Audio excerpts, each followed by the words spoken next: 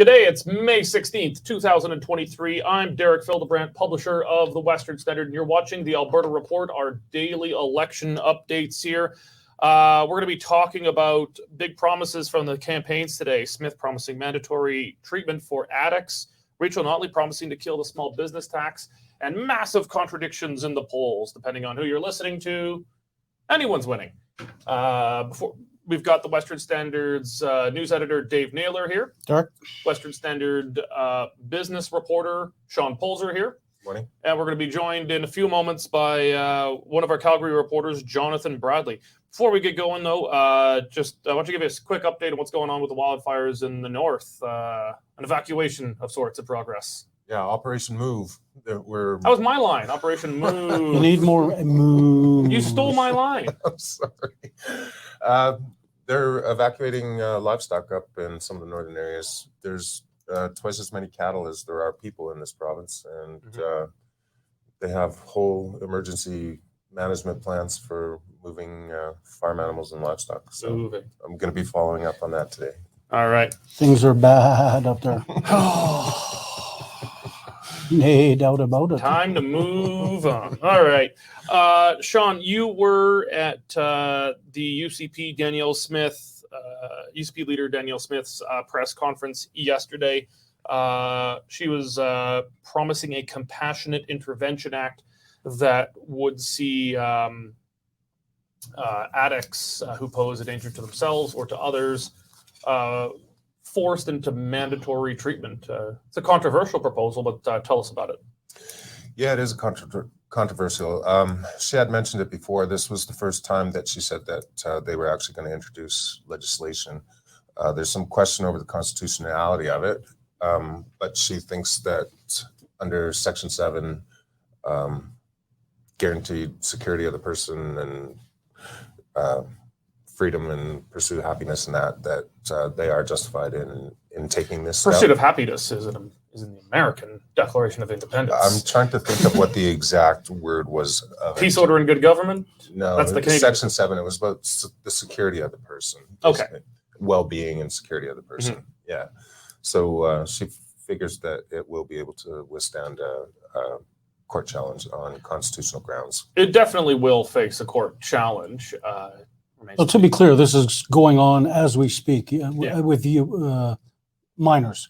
As an adult, you can make an appearance before a court, and a judge can put an addict into mandatory treatment. So what they would be doing is extending it into adults, not just children. And you would have to appear before a non-criminal judge, make your application, and then the judge would have the final say. And then you'd be, if the judge agrees, then you go into a forced treatment. And these applications, I believe, could be put forward by family, police, and family doctors, psychologists. Yeah.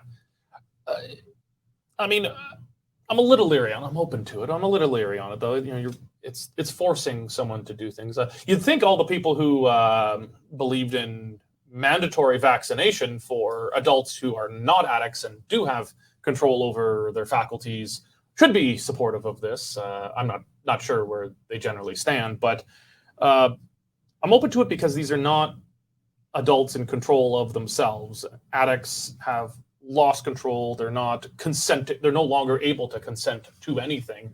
They're not in control of themselves. Well, you know, Smith is a libertarian, though. So how did she kind of square those two that exact point, that these people, they've lost control of their faculties and that they aren't able to make these rational kinds of decisions to basically take care of themselves. And they're not only a danger to themselves, they're a danger to others. Absolutely. Because they're the ones that are downtown. They're the ones that are resorting to crime to feed their drug habits. They're the ones that are, hanging out at the LRT stations, causing all sorts of havoc. So it's not just the addict. It's the society around them. So I know the threshold they said they're going to set in a Compassionate Intervention Act if they're reelected and pass this is that they have to pose a danger to themselves or to others. I suppose there probably would be some addicts who don't fit either. Some addicts who probably scrape by without too much threat to themselves or threat to others. But I know in most cases there will be at least a threat to themselves, if not others. Any reaction from the NDP or other organizations to this? Well, they so part of it was the safe supply that Smith said there is no such thing as a safe supply, that the Alberta government will never hand out free drugs to these. So the difference between harm mitigation and intervention, right? And so I think I saw NDP leader Rachel Notley say something to the effect of, well, there's elements we can support, like increased treat. This comes with also 1,000 new treatment beds. 10,000 fully funded. Jeez, No, it can't be 10,000. That's a wild number. Couldn't be. She said she's added, and then they're gonna. Okay. There's So anyway, beds, Notley there's said she would counseling. support increased beds and whatnot, but I think she shied away from directly condemning mandatory treatment for addicts. Didn't support it, but I think she just kind of took a wobbly position, Dave. Eh? Well, I think this is one of the few things where there's clear black and white. NDP supports safe consumption sites, and we know what that has done traditionally to neighborhoods. Around the Beltline, it has turned it into a bit of a zombie zone too. Notley denied that they're in favor of a safe supply of drugs. She denied she's into that, but yeah, she basically said intervention doesn't work. You need this sort of, and she equated it to like 40 or 50 hardcore drug addicts, and you have to give those people all the the safe drugs or the safe consumption sites that they need. So it's two very contradictory platforms. I mean, we've tried war on drug strategy since, say, the 60s, where we tried jailing people who do drugs, not just the dealers, the pushers, drug lords, but users. That clearly does not work. You're more likely to get even further addicted to drugs once you're in prison. So that doesn't work. We've tried the safe supply, safe consumption. Well, we just have to look, 100 meters in every direction around the current building here to see what the results of that have been. This might work, but I'm also hesitant, though. I mean, if it's hard to help someone who doesn't want to be helped. That's the problem. Like, an alcoholic is not gonna get on the wagon unless they want to get on the wagon. Generally, it's unless they're forced to. Well, right, and this is what this program does. It takes someone who's not willing to take that first step, and it forces them to take that first step. I was going to say with alcoholism that that is the first step, is to actually seek help. To seek help, but that requires someone to want it. This might work. I think it's worth trying, because gotta try something, don't they? Nothing else has worked. The war on drugs has totally failed, and coddling and almost aiding and abetting addiction has not worked.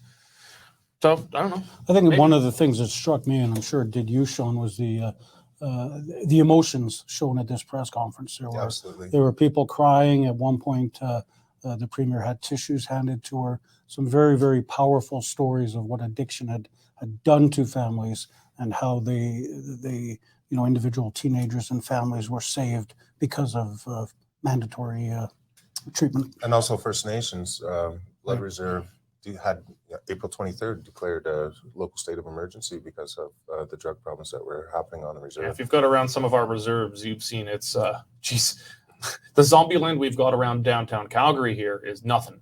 Yeah, and there were four chiefs there yesterday supporting. And they're supporting it. They're totally on board with this. Yeah.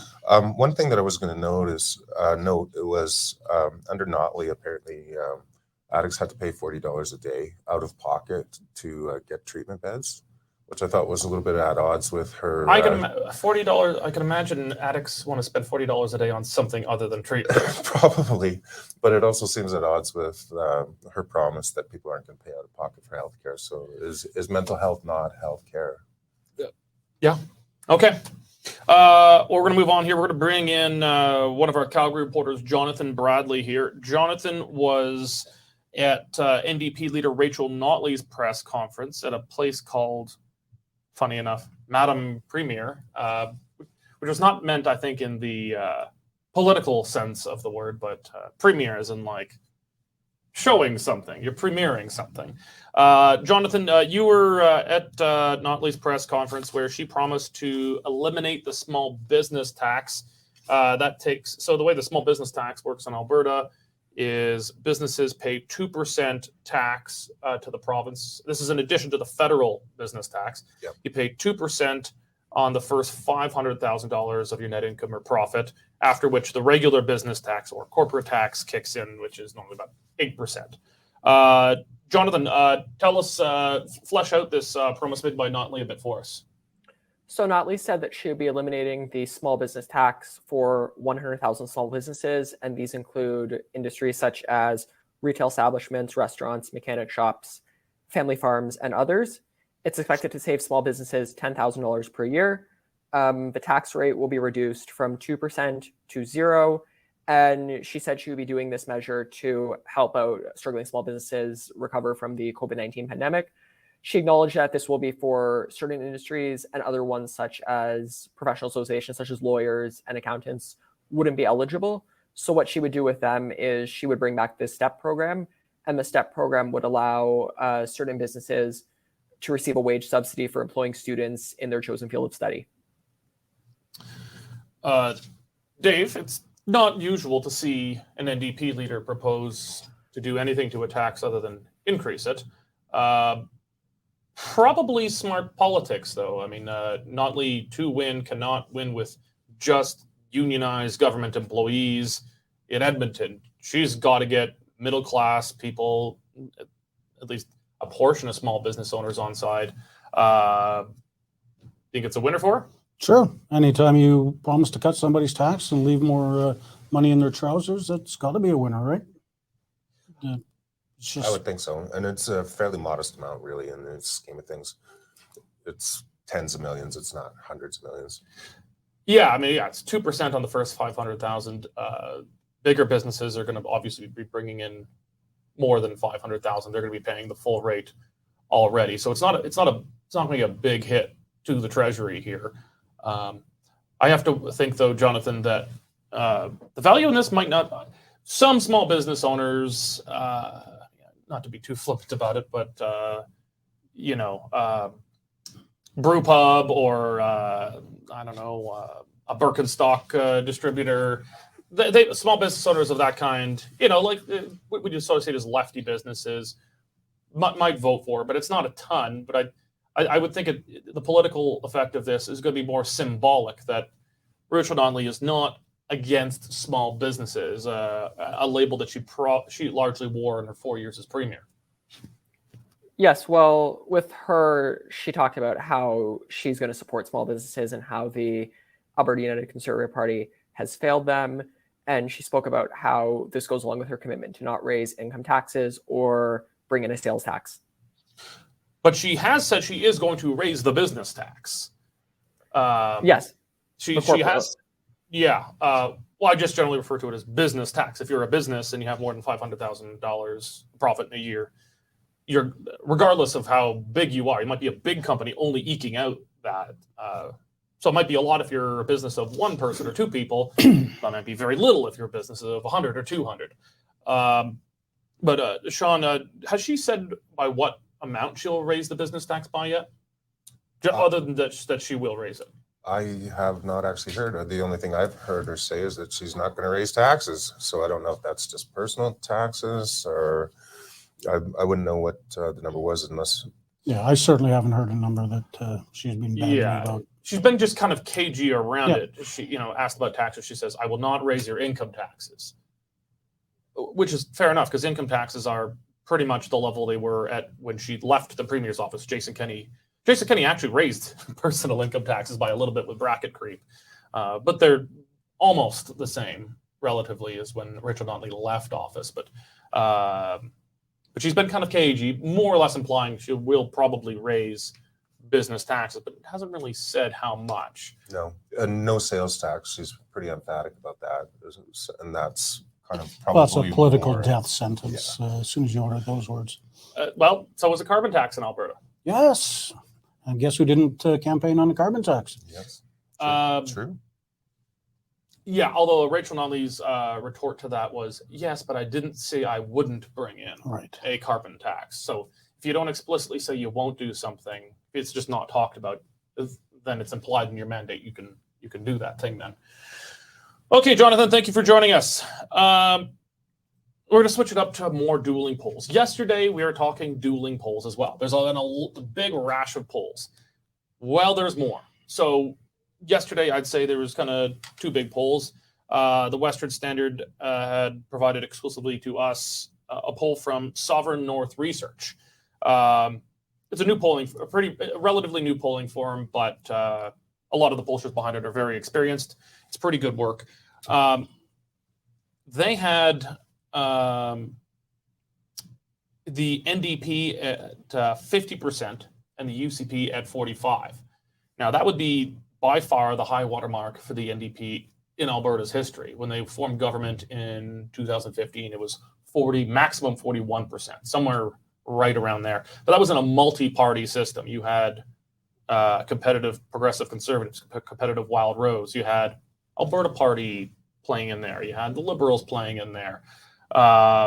So, it takes less of the vote to win a majority government if you have a multi-party system. In a strict two-party system, which we seem to be in now, you need almost approaching 50% of the vote. But this will be 10% more than they've ever had, and with a 3% lead in Calgary. But then by contrast, we have Janet Brown. Now, Janet Brown, these polls are not normally very public because these are private polls she does for her clients. But this was leaked. And this happens to her polls every once in a while when there's a result that someone wants to get out there. I think someone in the UCP looked at that and said, well, that'll give our troops a shot in the arm. Let's leak this. So I'm going to, without any evidence, but significant, hard, circumstantial evidence, the UCP, or someone in the UCP probably put this out there. And that has not just the UCP in the lead, but the UCP in a strong lead, 50% to 40%, including a lead in Calgary, 51 to 39. And if that's true, and that holds up, like the election would be over. I mean, that's a crushing UCP majority right there. Dave, what the hell do you think explains these contradiction in polls? I have no idea. I just know on May 30th, somebody's going to wake up with eggs on their face. One of these companies. The Sovereign poll is interesting in that it's got a large, huge sample size, 2,900, which is huge for polling. That's the biggest Alberta poll I've ever seen. Yeah, but on the other hand, Janet Brown, very, very respected, and just nailed the last election, to the letter. So if you're asking me to explain it, I can't. Maybe they're just getting different people on different days, and I'm sure by the time we get out of this broadcast today, there'll be two more polls on my desk, and they'll both say the exact opposite thing. Well, I'm not sure there'll be egg on their face yet, because the only one that'll count will be your last one before Election Day. So the election's on the 29th, and if someone releases a poll on the 28th, that's the one that's going to get measured against it, because the polls go up and down during campaigns. The problem is, there's a 10-point spread between these two polls. One is the NDP winning a majority, not crushing, but winning a majority government. The other one is the UCP crushing the NDP in a historical and spectacular fashion.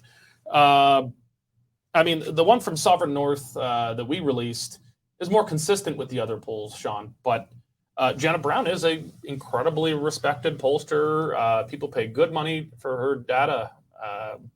Your thoughts? I think you have to cancel out the high and the low. You have to take the lowest one out and the highest one out, and then go with the reversion to the mean on the rest of them that are in the middle. I can't explain the difference either, other than some kind of methodology. Well, I think some of it might just be the timing. The Sovereign North poll is a rolling poll over, I think, a longer period of time.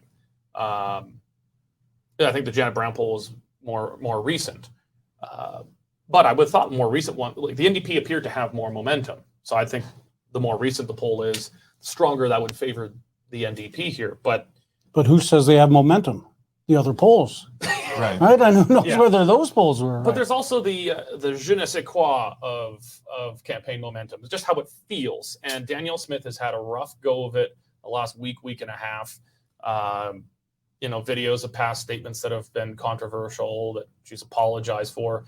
And these things just kind of, you talk to guys on the doorsteps of the UCP campaigns right now, some of them are not feeling terribly spirited. She's been very defensive. I have to agree that she's kind of been put on a back foot, not just because of these videos and whatever else, and having to backtrack, but also because of the fires. Yeah, she's not able to devote her full attention to campaigning. She's spending half her time being premier. Well, I think we'll get a better sense of things with the debate coming up. That is not tomorrow, but the day after, the 18th. We're going to have live coverage of the debate. We'll be carrying the debate live here on the Western Standard, but we'll also be sticking around later for our thoughts, if anyone really cares what we have to say. My mom does. Well, Mama Naylor is one of our most loyal watchers from the beginning. All right, Dave, Sean, thank you very much for joining. And Thank you. thank all of you for joining us today. If you're not yet a member of the Western Standard, be sure to go to westernstandard.news, click on membership. It's only $10 a month or $100 a year for unlimited access to all Western Standard content. Thank you very much for joining us today, and God bless. Well, it's a little bit of a smoky day out there today, and it seems to have smoked out the bulls out of this market as well, with markets starting to settle down a little bit after a couple strong days. We got cash barley holding steady at 407 a metric, feed wheat's holding at 408 a metric, and corn's actually down to 390 per metric. Taking a look at the milling wheat markets, July Minneapolis futures slid 2 cents to 871 per bushel, with local hard red spring bid for May movement at 1030 per bushel delivered. Moving over to the oil seeds, nearby canola futures slid 70 cents to $730 per metric ton, with delivered values for May movement at $16.35 per bushel.